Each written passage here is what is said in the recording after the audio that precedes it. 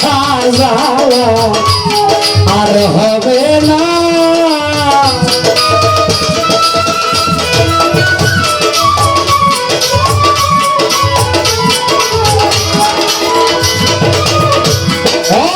তোমার জন্ম মরণ হবে বারণা সাজাওয়া আর হবে না নিলে গুরু দোকান হল দিলে উপাসনা। তোমার মাটির দেহ হবে সোনারে মাটির দেহ হবে সোনা নিলে গুরু উপাসনা।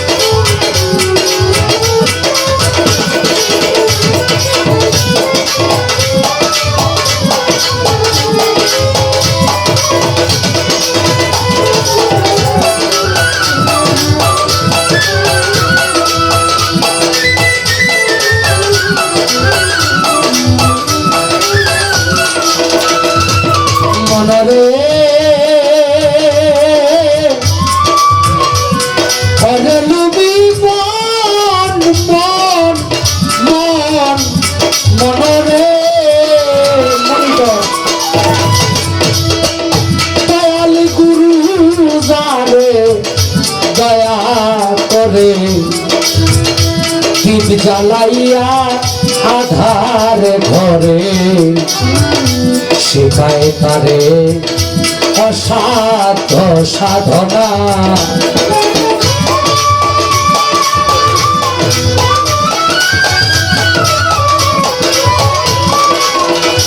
আরে গুরু যাবে দয়া করে দীপ জ্বালাইয়া আধার ঘরে শিখায় তারে অসাধ্য সাধনা। ওরে করলে সাধন পালা সমন্তার মরণের ভয় থাকে না।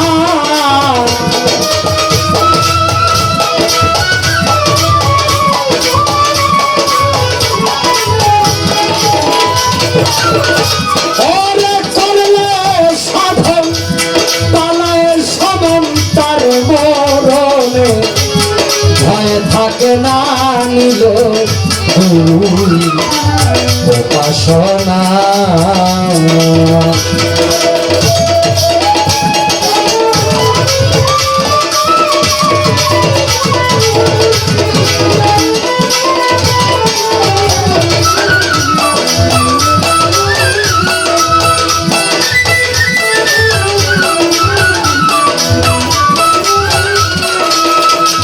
মনরে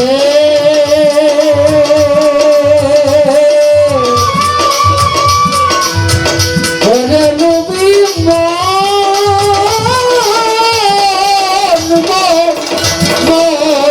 মনরে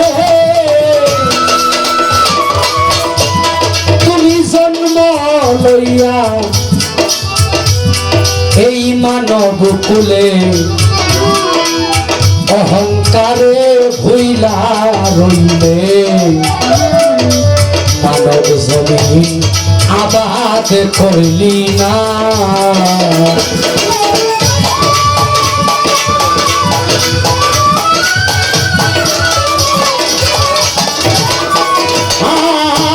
জন্ম লইয়া মানব কুলে অহংকারে ভুইলা রইলে মানব জমিন আবাদ করলি না।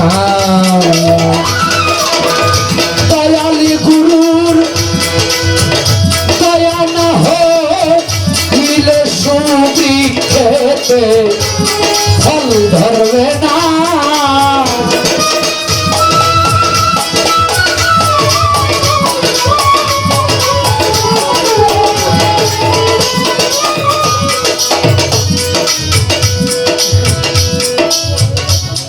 প্রত্যেকটা গান কথায় ভরা।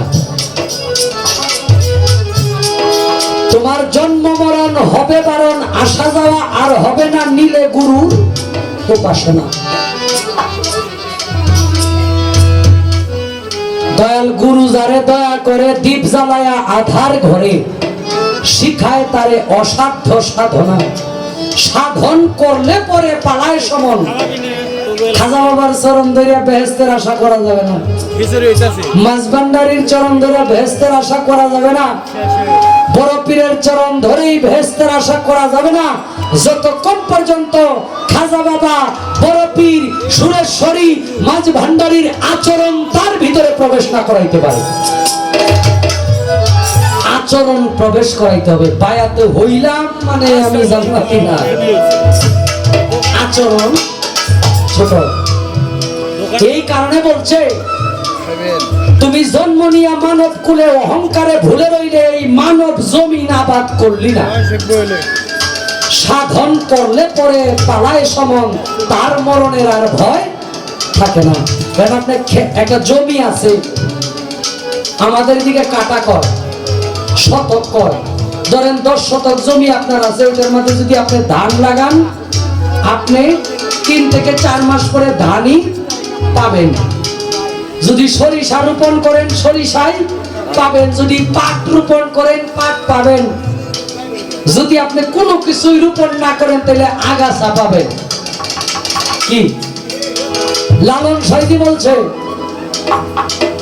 সময় গেলে সাধন হবে না। অসময়ে কৃষি করে মিছামিছি খেতে মরে, গাছ যদি হয় বীজের গুণে, তাতে ফল ধরে না। ফলটা কি? জালাল কাইজারাই কইছে, নামের লিঙ্গ প্রেমের জুনি, সঙ্গমে এক হয়রা শুনি, গায়েবে এলমেলা ধনি দাস্তে দলত রহমতে। নামের লিঙ্গ গুরুর জিহ্বা, শিষ্যের জুনি হইল কর্ণ। ওই দুইটা যে বাক্য বীজ রোপণ করে, গুরু বাক্য বীজ রোপণ করে, ওই বীজ যদি সে ভালো ইচ্ছায়, সৎ ইচ্ছায় তার ভিতরে ধারণ করে, সে গর্ব হয়। সেই গর্বটা হলো জ্ঞান সন্তানের গর্ব। তখন সে জ্ঞান সন্তান লাভ করে। যখন একটা মানুষ জ্ঞান সন্তান লাভ করে, সে আকৃতি মানুষ থেকে প্রকৃত মানুষে গণ্য হয়ে যায়। মানুষ 2 প্রকার, একটা আকৃতিতে মানুষ, আরেকজন প্রকৃত মানুষ। যে নয়ন শেখ আকৃতি মানুষ, প্রকৃত মানুষ হইল আমার গুরু মাওলানা আরিফ নুরি। তার কাছে গেছি আমি ওই প্রকৃত মানুষ হওয়ার যে মন্ত্র, ওই মন্ত্র নিয়ে সাধনা করে নিজেকে প্রকৃত মানুষ হিসাবে রূপান্তরিত করার জন্য। আমি যদি এই মন্ত্র আইনে এটা গলায় ঝুলায় রাখি, সেই অনুযায়ী কর্ম না করি, তাইলে ওই যে আরেক জায়গায় বলছে, মধু খাবলা আনতা মধু মরার আগে একবার মরে, মারা নয় দেহের মারা স্বভাব ছেড়ে। স্বভাব তোর মরাই যদি লড়ে সরে, গুরুজি ছয় না তারে, ভক্ত হবে কেমন করে ঘুরবে জন্ম জন্মান্তর। মুরিদ মানে মরা লাশ। এই যে ভাবের মরা মরতে হবে, আমিত্ব নামক কিছু ভিতরে থাকলে এই মরার কোন শর্ত, তবার শর্ত আছে। তবার শর্ত, পূর্বে যা করছি সমস্ত কিছু বাদ, নতুন করে আপনার হুকুমে যা পাইছি তা নিয়ে জীবন কাটাবো। পূর্বের একটা শর্ত যদি পুনরায় জীবনে স্থাপন করা হয়, এই মুরিদি শেষ। এই কারণে খুব সাবধান, খুব সাবধান। আপনার কথা দিয়া যদি আমি কথা না রাখি, তাইলে মুনাফিক। আর যিনি আল্লাহওয়ালা, যিনি আল্লাহর বন্ধু, তারে যখন ওয়াদা দিয়া না রাখমু, তখন যে আমি কোন জাতের মুনাফিক হমু, ওইটা মালিকই ভালো জানে।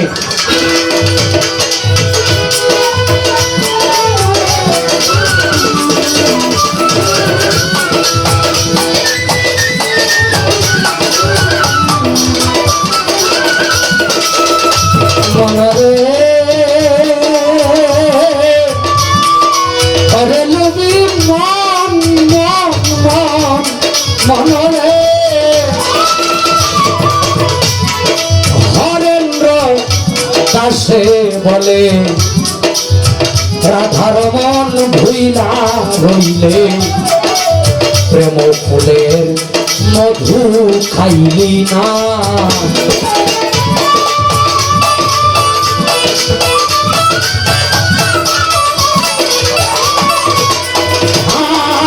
হরেন্দ্র দাসে বলে রাধার মন হইলা হইলে প্রেম ফুলের মধু খাইলি না।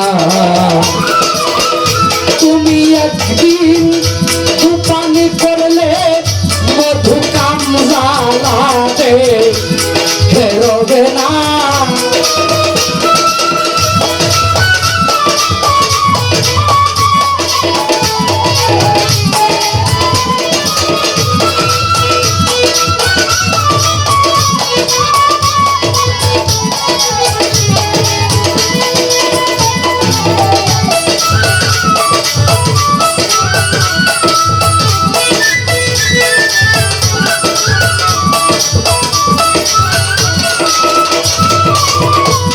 মনরে সাধক হরেন্দ্র দাসে বলে রাধার মন ভুইলা রইলে প্রেম ফুলের মধু খাইলি না।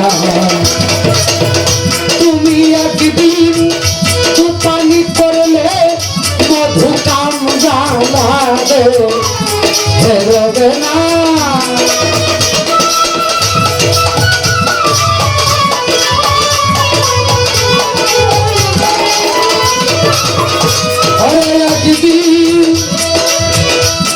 পানি করিলে মধু কাম জ্বালাবে ফেরবে না নিলে গুরু উপাসনা। তোমার মাটি দেহ হবে সোনার মাটির দেহ হবে সোনা নিলে গুরু উপাসনা। হাইরে নিলে গুরু উপাসনা।